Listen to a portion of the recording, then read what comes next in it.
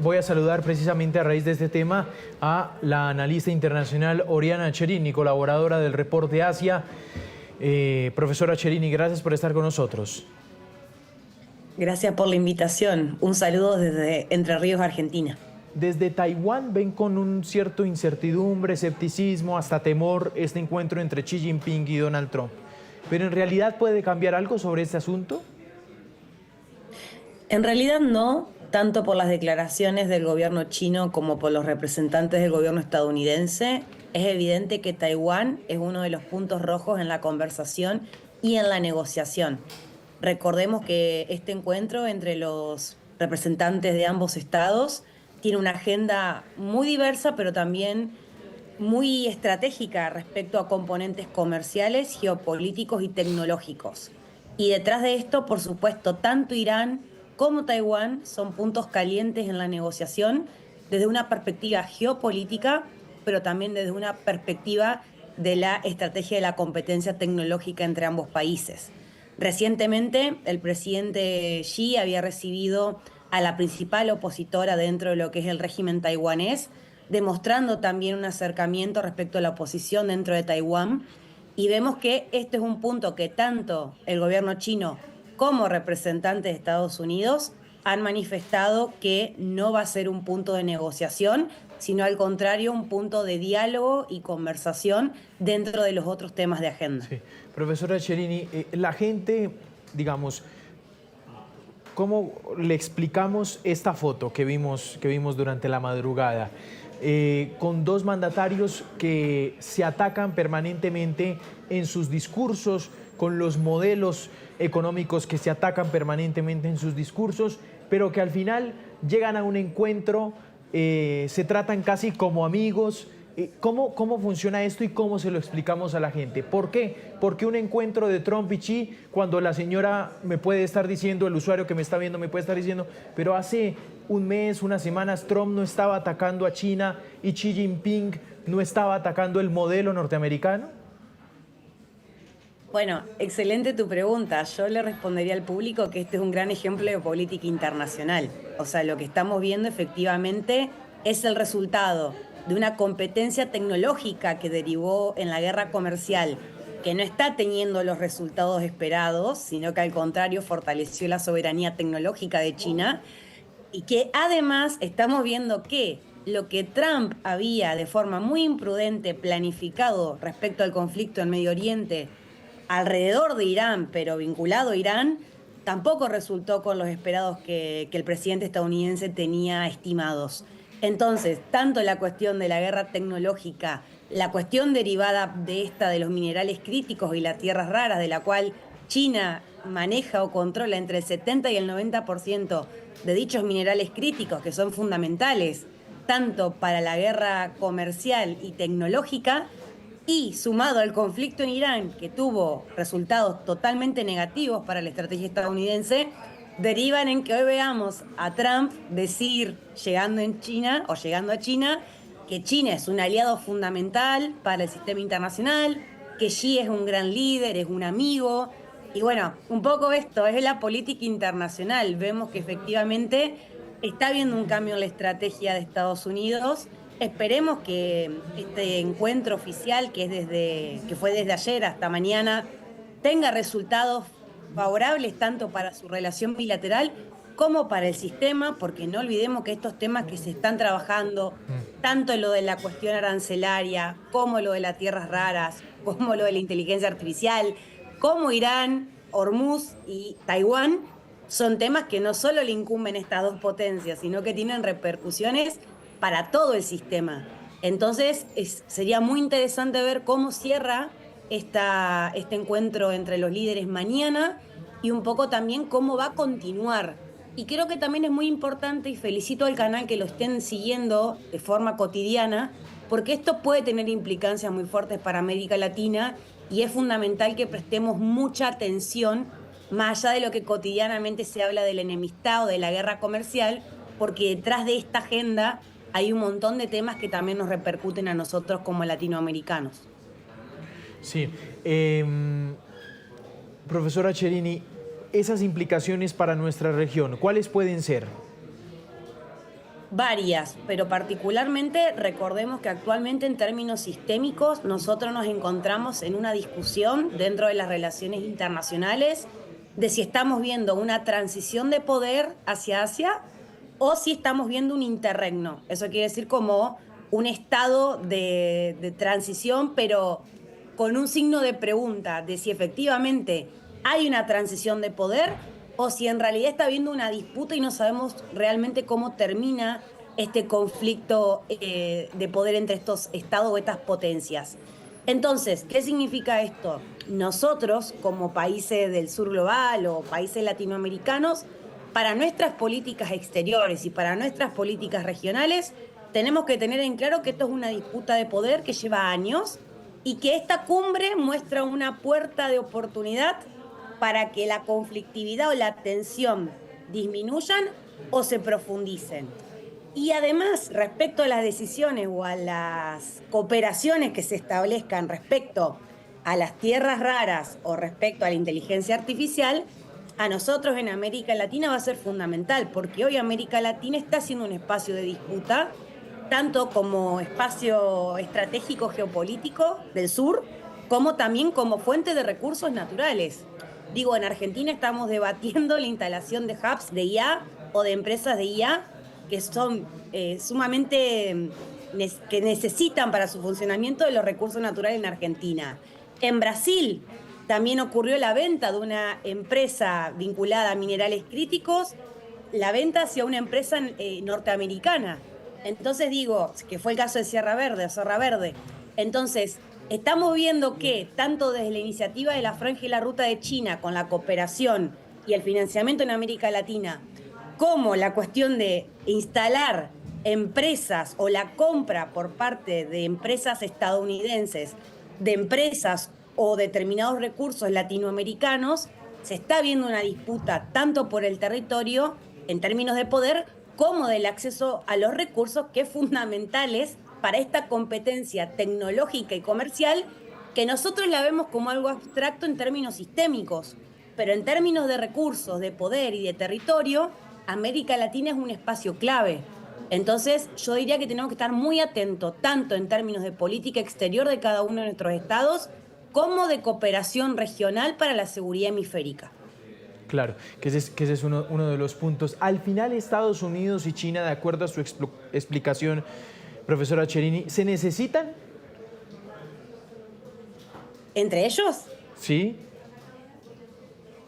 Por supuesto, recordemos que el problema de la competencia comercial o de la guerra comercial también tiene mucho que ver con los indicadores como el déficit comercial de la balanza que tiene Estados Unidos con China y, por ejemplo, de parte de China, de la necesidad por parte de China de ciertos componentes como chips y semiconductores para la producción de tecnología china vinculado a la cuarta o quinta, según los autores, revolución tecnológica. Entonces hay una dependencia tanto en términos comerciales como en términos de cadenas globales de valor para la producción de esta tecnología, que en el fondo es lo que estamos viendo, el gran debate en las relaciones internacionales actuales. Y no son solo los estados. Recordemos lo que ustedes estuvieron mencionando ayer, de que Trump no arribó solo a China, arribó con los principales líderes de las empresas tecnológicas, con Apple, con Nvidia y con otras de las ¿Qué propósito puede buscar allí compañías. con ello? Y justamente esto. Sí, Sí, claro. justamente esto, se lo sentó, es muy interesante si no vieron los videos de las mesas de la cena de ayer, cómo lo sentaban, por ejemplo, a Elon Musk con su colega, digamos, competidor de China en la misma mesa y tuvieron los chinos esa estrategia de sentarlos juntos por sector o por rubro. En realidad acá lo que se quiere resolver es tanto el déficit de la balanza comercial como una cuestión de complementariedad y estrategia tecnológica, porque ¿cuál fue el problema de la guerra comercial en el fondo desde la estrategia estadounidense? Que no tuvo los resultados esperados, porque China, como yo decía al comienzo, y dice la mayoría de los analistas, aumentó su soberanía tecnológica, o sea, promovió la generación de esta tecnología de la cual dependían de Occidente en términos autónomos.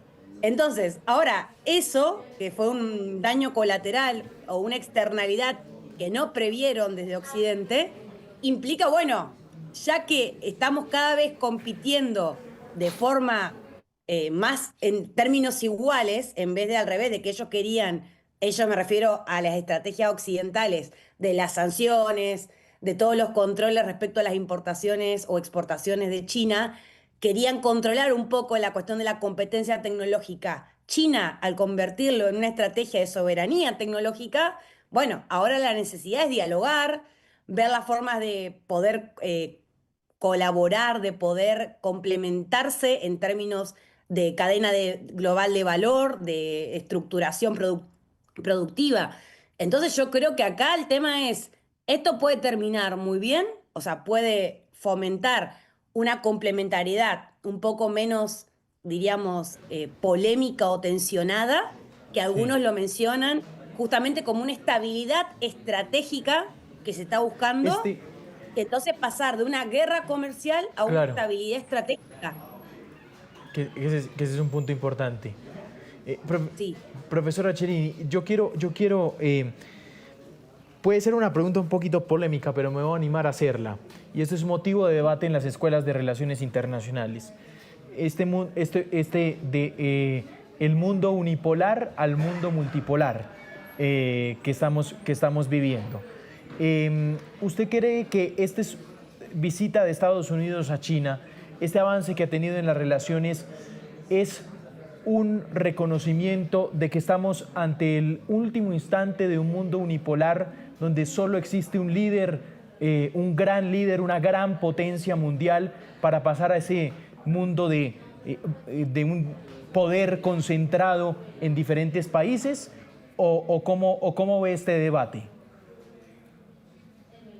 Excelente la pregunta, porque como bien vos decís, en realidad lo que estamos viendo es el fin del orden de la Segunda Guerra Mundial, y no estoy diciendo nada nuevo tampoco.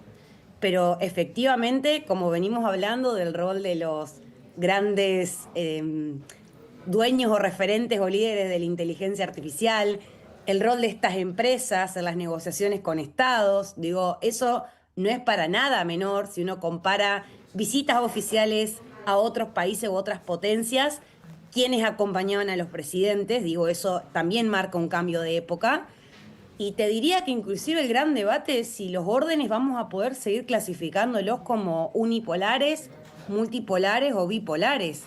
Eso fue un debate muy grande que te diría que hasta la primera década del siglo XXI era más sencillo analizar. Pero hoy vemos que el rol del Estado-nación o de los estados modernos, como lo conocíamos como predominantes en el sistema, está siendo sumamente debatido, porque cada vez tienen más preponderancia y más poder otro tipo de actores que no son estatales. Y eso se ve claramente en esta cumbre o en este encuentro bilateral. Entonces, por eso te digo, el debate entre si es una transición o si estamos en un interregno, creo que es más importante que hablar de si estamos en un orden uni o multipolar. Inclusive si tuviera que definir entre uni o multi, claramente estamos en un orden multipolar por múltiples razones. Pero en el fondo, esto es de forma clara un momento de gran cuestionamiento, de gran signo de pregunta. Desde 1945 no se veía este tipo de situación, de que el orden está por verse, que las reglas de juego se están cuestionando. Lo de Irán, lo de Venezuela, lo de Groenlandia. Hay muchas alertas o muchos indicadores respecto a que el orden no es el orden que conocimos en las últimas décadas.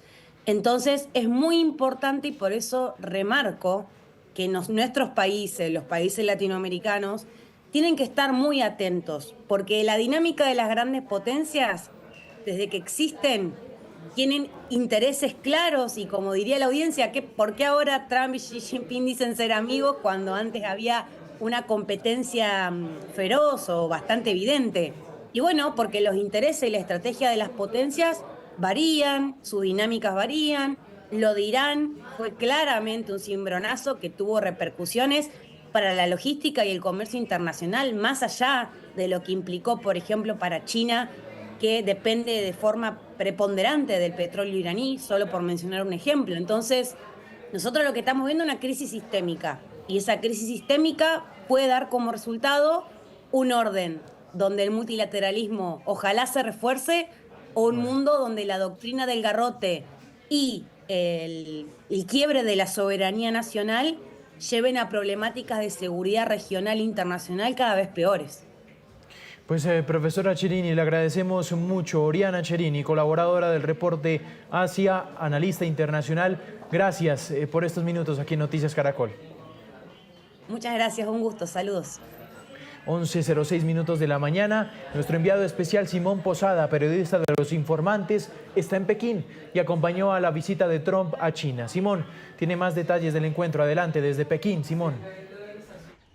La visita de Donald Trump a China ha estado marcada por un tono sorprendentemente cordial entre ambas naciones. El encuentro comenzó aquí en Beijing esta mañana, donde Trump llegó al Gran Salón del Pueblo en la plaza de Tiananmen, caminando sobre una alfombra roja rodeada por niños que ondeaban banderas tanto de Estados Unidos como de China.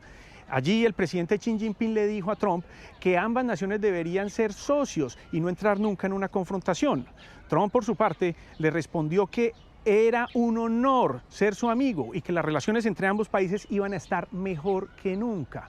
El presidente estadounidense llegó acompañado de una serie de empresarios de su país, como Elon Musk, de la firma Tesla, y Tim Cook, de la firma Apple.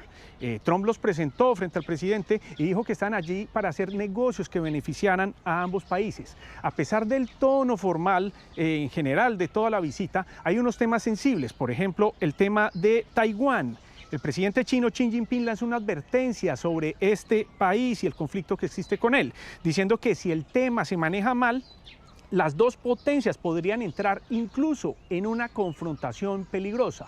Por otra parte está el tema de Irán, en el que Trump busca que China les ayude a presionar a este país de Oriente Medio para alcanzar un acuerdo de paz y lograr el desbloqueo del estrecho de Hormuz, una clave fundamental para el comercio mundial de petróleo.